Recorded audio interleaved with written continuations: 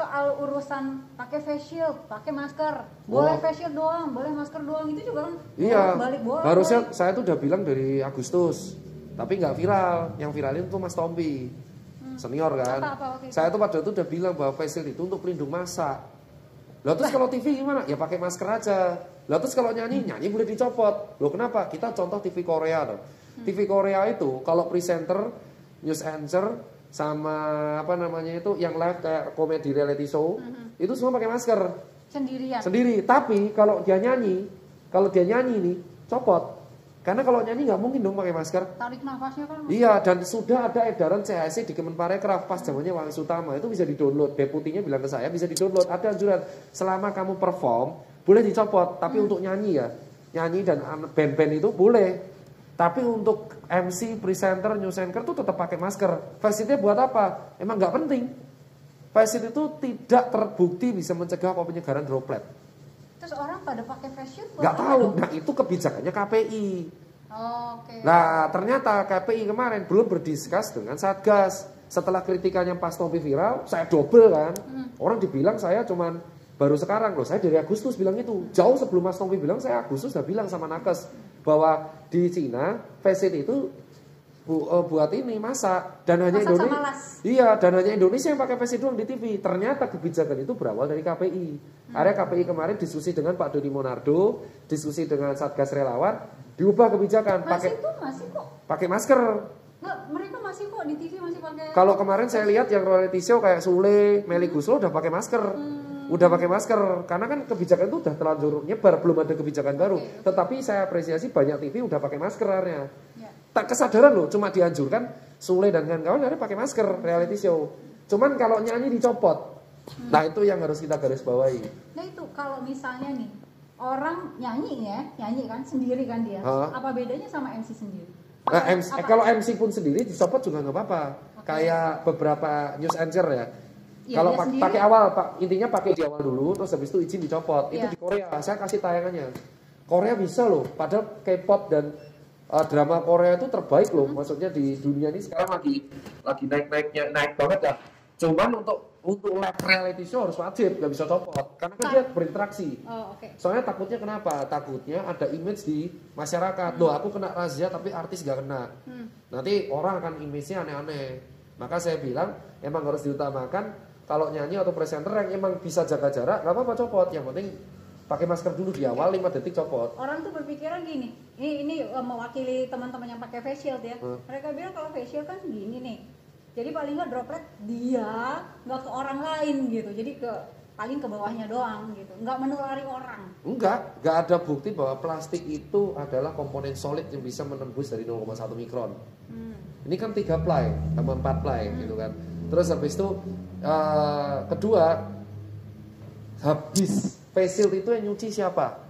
Terus itu muncrat di sini semua. Muncrat di sini kan. Dan kalau batuk sudah ada penelitian di jurnal, kalau batuk face shield itu tetap 1,5 meter. Serius? Loh emang udah enggak, saya sudah post dari zaman Agustus. Kecuali face shieldmu berbahan mika dengan tebal minimal 3 mm. 3 mm. Itu berarti face shield yang dipakai sama dokter. Stage 3, level 3. Kalau di PUBG itu film perang. Lah kalau kayak gitu nggak apa-apa. Berani emang artis pakai face shield yang perang, berat lah. Kecuali kalau face shield kayak gitu nggak apa-apa. Kalau Mika itu hanya tahan 1,5 meter doang. Kalau normal nggak pakai Mika 2 meter, kalau pakai Mika tuh 1,5 meter. Jadi biarpun orang udah pakai face shield itu masih bisa nembus. Iya, nah kalau masker gimana? Dia 3 ply. Jadi ply 1, ply 2, ply 3, berat. Otomatis droplet akan ketahan.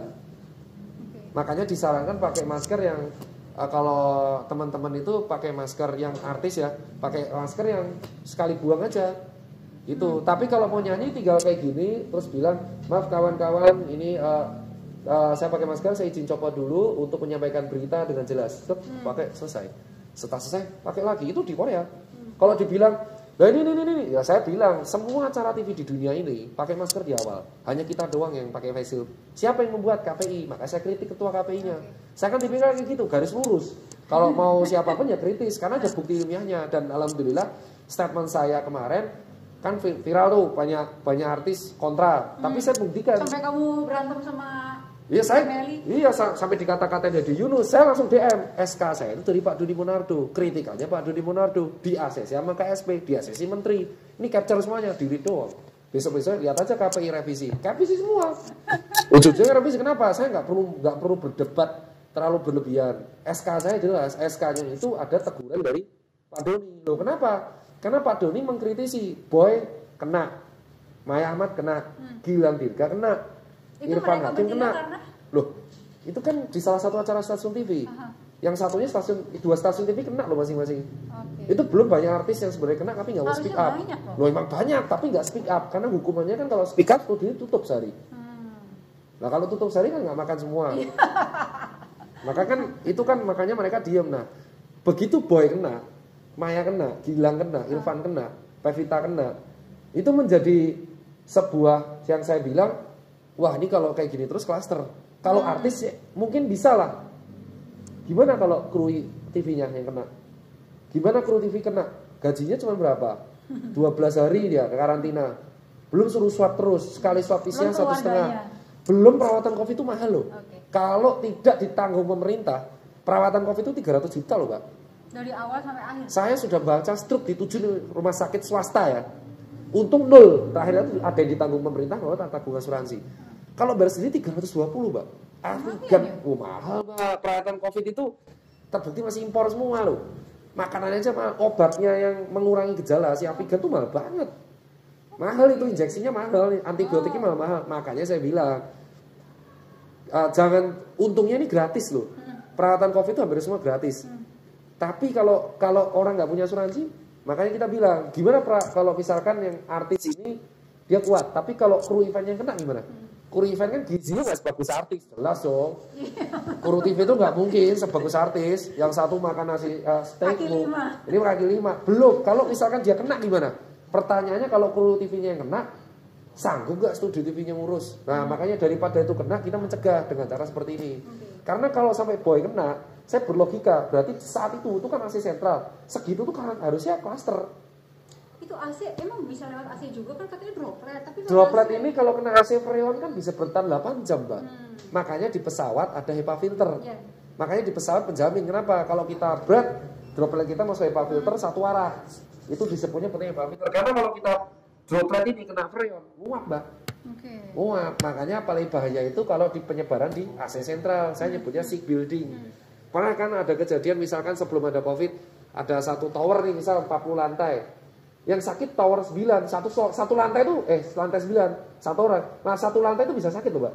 Karena apa? Penyebaran virus itu lewat AC sentral. Maka saya bilang dari dulu tahun 2016 saya pernah edukasi. Saya bilang namanya trend sick building. Jadi debu, penyakit, virus, bakteri itu ngumpul di AC sentral dan itu salah satu komponen yang jarang diperhatikan sama manajemen building. Muter aja terus. Muter ya. Sampai satu kejadian nanti mereka kerasa satu sakit semua. Terutama kalau virus-virusnya itu berhubungan tentang influenza. Itu sangat mudah bertransmisi. Mahal juga dong ya. Emang makanya saya bilang manajemen building itu harus memperhatikan kebersihan AC sentral. Tapi kan manajemen building sekarang hanya membersihkan handle. Yang paling penting itu AC sentral. Harus mereka itu satu hari misal weekend nih, AC sentral dimatiin itu disterilin semua, dikasih disinfektan dari AC-nya. Jadi mereka kebasmi semua di dalam. Gitu caranya Mbak. Rumah sakit juga ya? Rumah sakit AC sentral apalagi. Makanya rumah sakit kemarin pas COVID kan panas gak dinyalain. AC-nya beberapa. Soalnya takut jadi muter gitu. Iya, makanya kan lucu. Yang nangani COVID malah yang ketularan bukan yang COVID. Kenapa? Ya karena kita nggak tahu di dalam rumah sakit itu nosokomial infeksinya tinggi. Makanya kita harus membersihkan namanya kebersihan rumah sakit. Betul kayak gitu Pak. Dok, kalau sekarang nih kan aku nih, terus teman-teman juga pada belum nih. Kan kita ngantri. Vaksin ngantri gitu kan. Ini kapan ya? Maksudnya selama kita belum tuh benar-benar harus jaga kesehatan, jaga protokol. Kayak kemarin-kemarin pegel juga sih sebenarnya ya. Iya pegel. Nah, makanya saya bilang protokol paling yang abadi itu adalah masker dan cuci tangan. Lah terus jaga jarak gimana? Kita nggak usah munafik. Jaga jarak di pasar tuh susah. Habis Jumatan pasti budal bareng-bareng. Saya bilang yang M3M itu lebih ke menjauhi kerumunan. Jadi misal kita mau liburan tuh ke A, kerumunan banyak udah urungkan aja. Karena kita nggak tahu nih. Kayak contoh nih, relawan saya, teman saya nih. minta cuti naik pesawat ke Palembang. Ini face sih, dia udah sembuh soalnya. Tapi saya mau sensor namanya. Besok dia akan sharing bareng saya karena ini akan menjadi fakta baru dan itu yang kena adalah orang terdekat saya. Dia tuh negatif 17 kali swab sama saya. Strict sama saya tuh strict. Dia ke Palembang. Di Palembang protokol Kemenhub tidak ada jaga jarak. Berangkat dari Palembang tuh negatif antigen. Landing saya suruh swab. Positif. Wih, terus? Positif di maskapai itu saya ada data semuanya kemungkinan kamu ketularan di maskapai. Dia bantah. Kenapa bisa dari maskapai ketularan tes langsung positif? Loh, dia sebelum maskapai itu negatif. Naik. Terus masuk maskapai. Turun kan? Turun. Ya kan? Turun tuh langsung strict saya strict untuk pakai transport umum. Saya suruh langsung stay di rumah. Besoknya saya swab, bras. Positif ya. Bergejala. Saya tracing dong ketularan kemungkinan mana. Ketularan cuma ke 3 tempat. Kalau nggak tempat mobilnya naik, tempat pesawatnya naik, bandara naik. Nah, gimana coba? Ini kan bukti berarti. Dia 17 kali sama saya negatif, 18 kali positif. Dia di rumah ngundang temennya, berat temennya saya tracing positif juga. Temennya ketemu calon istrinya, berat positif juga. Istrinya ketemu temannya, berat positif 4. Dan ini temen saya semua, yang negatif saya doang. Karena selama saya ketemu dia, saya cuci tangan, saya pakai masker. Kenapa mereka bisa kena? Karena ketika masuk ke rumah, ini kan orang asing, dia buka, pegang gelas, pegang handle, selesai. Loh, yang nggak kena saya doang. Dari sini saya bisa sebutin, loh kok Tirta doang yang nggak kena? Ya jelas, karena saya jaga protokol. Itu bukti, dan dia akhirnya percaya. Dan gejala dia hari ketiga anosmia. Orang 41 tahun, orang lapangan. Dan orang bilang, orang jalan dia bilang. Dia kan orang jalan, bantu polisi berapa kali. Dari situ dia bilang, tapi ini udah hari ke-6 dia udah mulai sembuh. Swab kayaknya besok tanggal 2 hari lagi saya swab. Kalau sembuh dia akan sharing tuh. Dan ini akan membuka tabir bahwa dia ketularan tuh di maskapai. Gara-gara kebijakan yang dibuat sama Disub. Kebijakan yang cuma bawa surat doang? Iya, dia surat doang dan tidak ada jaga jarak di dalamnya. Dia bilang di dalam kan bukannya dikasih? Tidak ada. Loh ada. kan sekarang kebijakannya Kemenhub kuota penuh boleh. Waduh. 70% kan maksimal. Nah di sini saya bilang, apa yang menjamin kalau di dalam tuh nggak COVID semua? Loh kalau nggak kenapa? Nah teman saya ketularan dari situ. Saya tracing, saya nggak goblok, saya tracing benar-benar tracing. Berangkat negatif, dia ke bandara. Berarti kemungkinan ketularan kalau nggak di bandara, pesawatnya transportasi umum. Sementara kita PSBB-nya kemana? Restoran. Nah salah kan? Berarti tidak salah kan? Relawan saya ketularan transport umum, berarti kan bukan ini, enggak. Berarti ketularan dari transport umum. Dari tempat publik, bukan restoran. Padahal kita jam malam restoran. Covid itu nggak dari jam malam. Nah sekarang saya bantah tuh kemarin saya usul juga ke Pak Menteri tuh. Dok, apa nggak bosen protokol? Loh kalau penerapannya bagus nggak apa-apa. Cuci tangan sama pakai masker. Saya kok, bener kok. Loh saya sama teman saya yang kena ini, gimana jaga jarak? Orang ketemu terus kok. Paling 50 cm. Kok bisa nggak kena? Ya karena pakai protokol itu. Nah terus saya bilang, loh kenapa jaga malam jam malam tuh saya nggak setuju. Coba bayangin masnya, namanya makan malam tuh nggak bisa dicegah. Dan yang bisa masak dikit. Banyak orang anak muda di Jakarta nggak bisa masak. Dia makan dong rumah makan Padang. Jam 6 dong makan, jam 7 tutup. Rame nggak? Rame lah, buru-buru lah. Orang yang biasanya datang dari jam 6 sampai jam 9 ditumpuk 1 jam doang. Kerumunan nggak? Iya, makin padat malah. Jam malam tuh nggak akan pernah efektif. Kalau mau efektif, itu adalah secure di bagian tempat publik, pasar. Dan saya curhat ke Ketua Asosiasi Pasar, IKP, Pak Mansuri juga sama bilangnya. Edukasi di pasar itu kurang. Yang disasar restoran mulu. Sementara pemerintah buatnya kebijakan instan jam malam. Nah, orang ramenya tuh di pesawat, terminal, kereta api. Kalau absurd soalnya Mbak, kalau misalkan kita itu melarang sini jam malam, tapi kita juga membolehkan kerumunan transport umum, itu absurd. Lebih baik gak usah ada jam malam. Edukasi strict aja protokol. Seperti apa? Hong Kong, Vietnam, Jepang, Taiwan, Korea. Tirulah 5 negara Asia Timur. Maka kita bisa survive seperti mereka. Gak usah jauh-jauh ke Cina. Karena Cina itu negara sosialis paham kiri. Dimana kalau rakyat pemerintah bilang A, rakyat itu ikut semua. Jack Ma aja disikat, apalagi orang biasa. Kita kan gak mungkin paham kiri. Makanya kita bilang ikuti aja Vietnam, Korea Selatan, atau Hong Kong, Jepang, Taiwan. Udah ikuti aja 5 negara ini. Maka gak ada jam malam, gak ada jam malam, tapi mereka ini strict. Kalau lagi naik, lockdown seminggu. Tapi dikasih makan karyawan-pegawainya. Kita kan nggak kuat itu kan. Nggak ada uang. Nggak ada uang. Kalau di Jepang dikasih uang, dikasih insentif dia. Teman saya aja, mahasiswa tuh, dokter dan pradata, dia kan juga saintis juga. Dia kemarin ke Jepang, dikasih insentif dia sama orang sama pemerintah Jepang. Karena nggak boleh kemana-mana. Itu sih yang saya bilang. Gitu juga ya? Harusnya kayak gitu, cuman karena nggak ada duit. Kemarin sardennya dikorup ya. Apalagi kalau kita ngasih daging nih, kasih belum lagi yang maskapai itu kan orang sebelum naik itu bisa dapat surat dari palsu. Kan saya bongkar tuh. Terus kemarin dan online bisa beli loh. Nah, itu kan 3 orang ditangkap tuh kemarin. Selebgram. Iya. Terus kemarin dipertegas sama Polda Metro sama polisi Suta, nangkep lagi sindikat yang di Suta. Iya, tadi ada berita ya. Iya, dan itu satu distrik. Gila nggak? Nah itulah saya bilang. Itu sindikatnya tuh orang-orang dalam loh. Nah, emang. Tuh, berarti kan jelas. Makanya saya bilang di sini adalah jangan membuat kebijakan yang ada potensi celah kita untuk melanggar. Nah orang sini kan gini nih. Maksudnya pengen berangkat, tapi pertama takut swab, ada yang takut kan. Ada juga, aduh udah deh bayar aja daripada swab repot, yang penting berangkat gitu kan. Akhirnya dapat surat. Yang lucu. Berangkat. Nah, saya putar balik ke orang seperti ini. Kamu itu, ya kan, selama ini cicilan mobil aja lebih takut bayar cicilan daripada takut kesehatanmu kenapa-kenapa.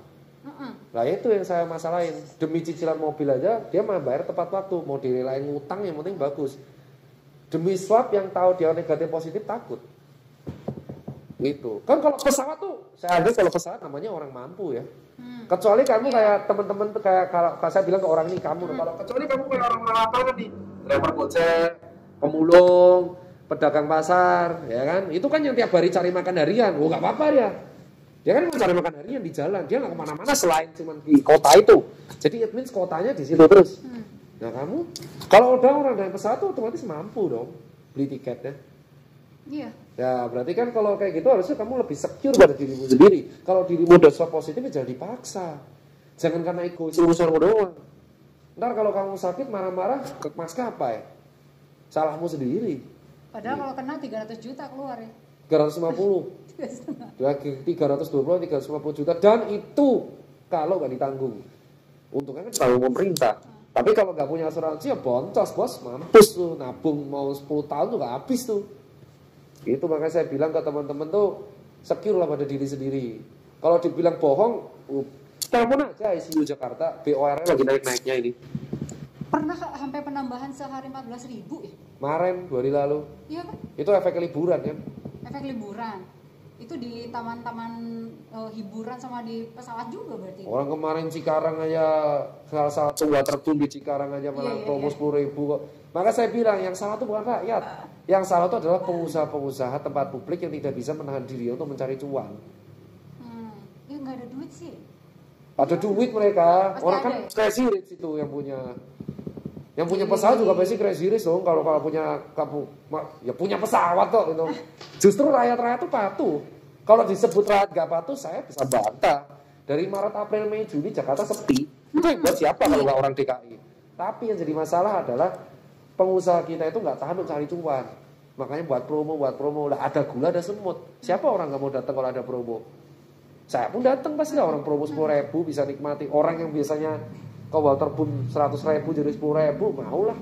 Itu salah pengusahanya, bukan salah pengunjungnya saya. Salah PSBB-nya nggak? Kalau saya bilang salah PSBB-nya kagak. PSBB-nya diterapkannya tapi salah alamat. Jadi harusnya bukan jam malam, tapi lebih ke semua aja. Lebih ke semua, lebih disiplin gitu loh. Kayak itu. Tapi kalau ini salah pengusaha nggak bisa tahan diri. Contoh deh, saya nggak usah bohong. Di Bandung, klub malam dulu sempat tutup jam 9 kan. Itu ditutup jam 9 lampu doang. Buktinya ada yang buka sampai jam 2. Masih sampai jam 2. Dari mana saya tahu? Saya ngirim orang ke sana. Yang nggak tahu siapa? Banyak yang nggak tahu. Saya bisa sebutin satu-satu. Dan di razia juga nggak bandel. Jadi yang nggak patuh itu bukan pengunjungnya, pengusahanya. Iya. Di Jakarta, kenapa saya di razia terus? Ya karena mereka sendiri yang jam 9 suruh tutup, buka sampai jam 1. Buktinya dari mana? Loh, mata-mata saya di situ semua. Kalau dibilang anak muda sih, dibilang Tirta tuh ini loh, anak buah saya tuh 1.700 orang di 17 kota. Saya mau nyebar klub mana aja tahu. Tinggal foto buat foto berat, dapat surat teguran besoknya. Udah menjadi viral main salon aja. Orang bilang saya omong kosong, 3 orang jadi bully. Itu teman saya, Erlang, nggak peduli saya. Mau kamu mintamu juga nggak peduli. Mending saya musuhnya banyak, tapi saya bener kok, kemanusiaan kok. Ini urusannya kan akhirat, Mbak. Kalau urusan sama akhirat ya saya kan tetap ngegas. Mati hidup tangan Allah, tapi at least saya mati ninggal amal baik. Mati kok munafik gitu. Kayak maksudnya jaga protokol, saya patuh jam 9, tutup depannya doang, belakang buka semua sampai jam 2. Itu mah lu cuan tapi lu nyusahin gua, Bos. Itu yang saya nggak suka. Orang-orang kayak gini nih harusnya diedukasi, orang-orang kayak gini. Makanya saya bilang jam malam ini sebenarnya gara-gara orang-orang ini. Makanya saya bilang kemarin ke kementerian, mending undang aja pengusaha tempat hiburan malam. Cari solusi yang enak, jangan diem-diem kayak gini.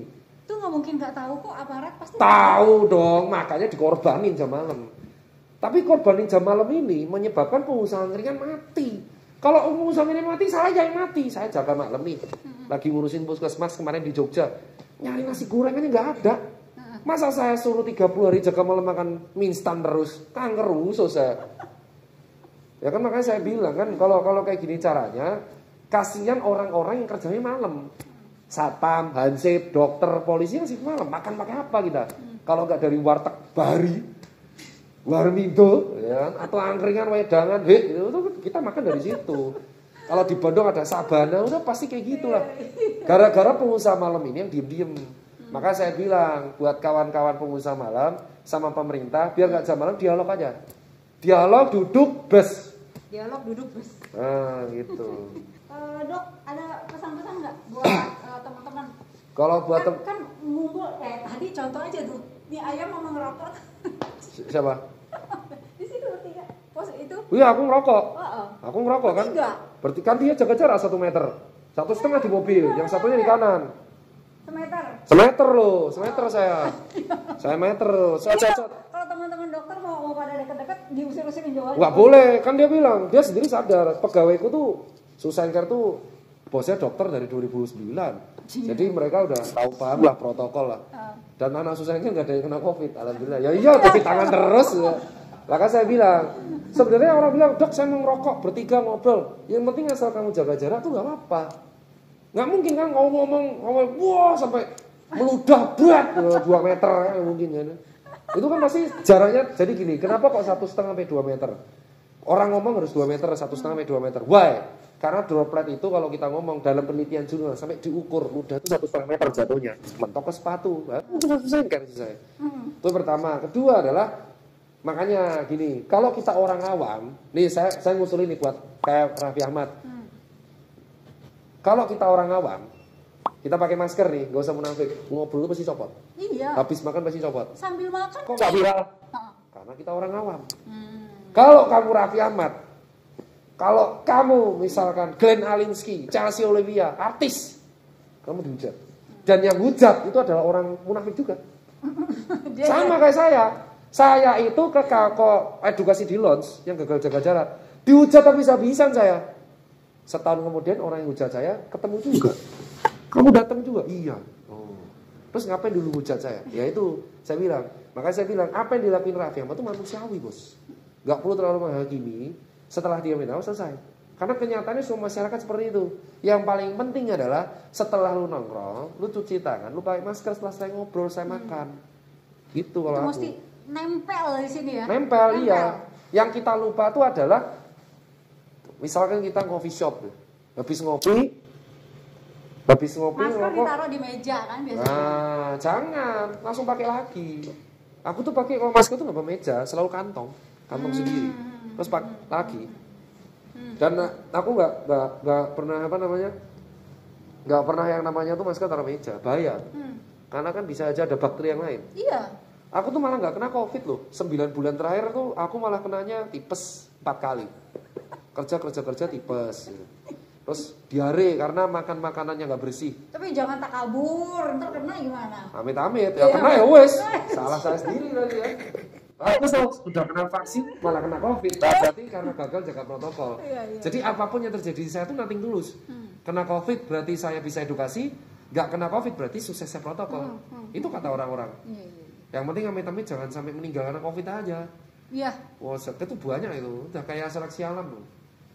Orang tuh ada bilang semua akan kena COVID pada waktunya gitu. Wah Udah gila tuh. Kalau kau ada yang kena anjir. Lu yang kena gue yang ngurus. Orang sampai kayak gitu. Wah gitu. nggak mau tuh. Karena udah lingkarannya kan makin dekat. Jadi orang tuh merasa, oh udah deh. Temenku yang kena kemarin tuh antek konspirasi tuh, yang kemarin kena di pesawat itu. Saya nggak percaya. Konspirasi itu gimana? Percaya banget bahwa COVID itu nggak ada. Oh. Dia relawan tapi nggak percaya COVID. Ini pun saya nangis ya. Nah, aku takut mati. Tumben kali kau. Sama penjahat gak? Dia nggak takut penjahat ya. Sama COVID takut juga. Iya takut nih, anu buntet nih ya, nggak bisa bau nih, takut mati ya bang. Ya udah.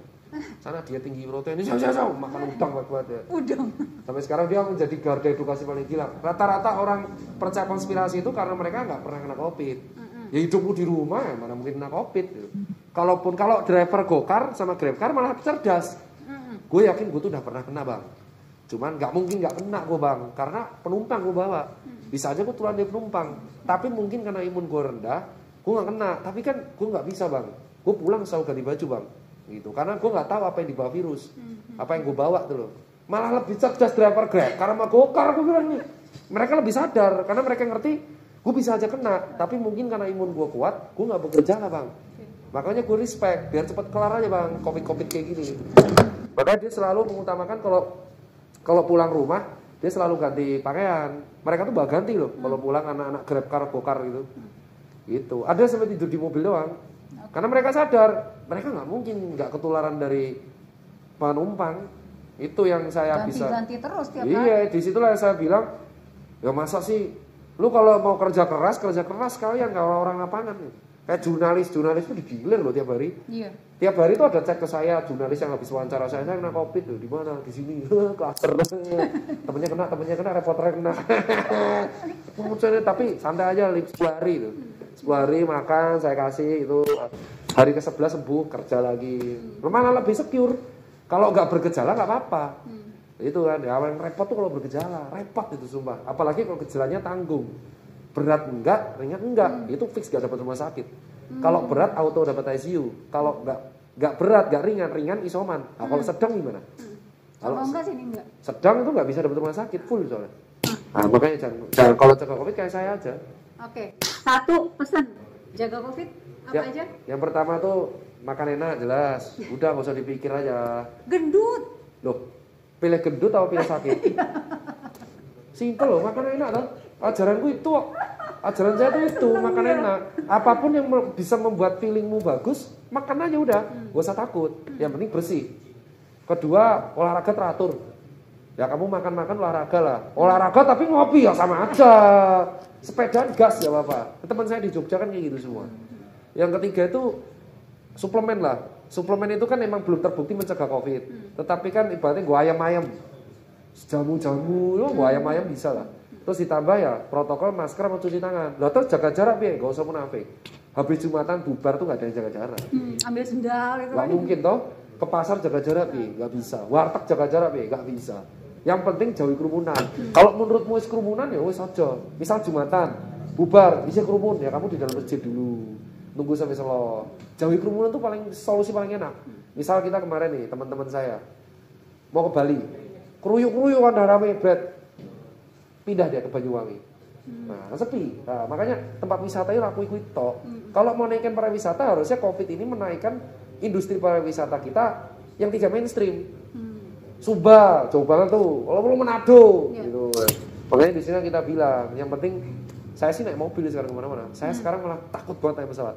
Sejak kejadian Sriwijaya jatuh, ditambah teman saya kena di pesawat, wah saya parno naik pesawat. Saya mending keluar pulau naik ini ya, mobil atau kapal. Oh, pantesan yang kemarin dari Jogja ke sini pakai mobil. Mobil aku, bolak-balik nyetir aku. Oh, iya. Nyetir sendiri. Kemarin bilang belum tidur gitu. Belum, kan? 7 jam aku. Berangkat 7 jam, balik 7 jam. Wis biasa. Habis ini saya mau ke Surabaya. Nyetir lagi. Nyetir sendiri saya. Terus habis itu emang basicnya nyetir. Saya kan bolak-balik dulu dari zaman ini lewat pantai selatan atau pantai utara udah hafal. Sopir akap. Saya sopir akap itu. Besok cita-cita saya kan saya udah pernah nyetir itu di Sulawesi. Di Sulawesi Tengah semua. Terus besok mau ke Lampung. Emang dari sini saya emang basic saya nyetir. Itu emang nyetir ya. Kalau buat teman-teman, makanya saya kemarin diskusi sama majalah otomotif. Saya sekarang lagi mengkampanyekan fan camping. Lebih baik liburan sama keluarga tuh pakai Bener. mobil, Bener. camping sendiri. Itu lebih dapat. Iya. Bener. Kecuali kalau gunungnya meledos sampai kayak gini ya. Wah, itu saya kaget itu kemarin. Gunung Semeru gak ada angin, gak ada hujan, buar. Waduh, aku udah shock tuh. Di Merapi juga pas saya itu jaga tuh. Dari puskesmas tuh lagi jaga. Blur. Pijar. Wis ra apa-apa santai-santai dok. Yo nek awan panas tekan kobong kabeh yo. Untung gak jadi tuh. Merapi ya spot jantung, aku kan jaga di puskesmas Turi kemarin. Habis itu praktek aku ketemu kawan-kawan. Besok tanggal 28 aku ke puskesmas lagi. Oke. Thank Siap. you, Dok. Thank you sama-sama. Mudah-mudahan sehat-sehat terus kita semua Siap, ya. siap, thank you. Thank you. Lama ini.